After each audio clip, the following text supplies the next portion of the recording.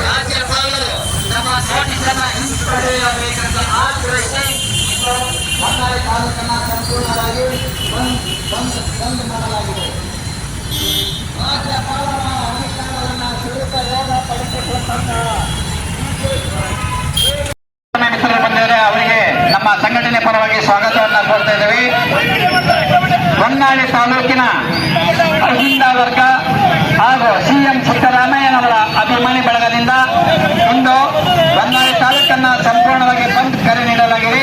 ವಾಣಿಜ್ಯೋದ್ಯಮಿಗಳು, ಸಣ್ಣ ಪುಟ್ಟ ವ್ಯಾಪಾರಸ್ಥರು, ಬಸ್ ಏಜೆಂಟರು ಮತ್ತು ಮಾಲೀಕರು ಹಾಗೂ ಆಟೋ ಚಾಲಕರು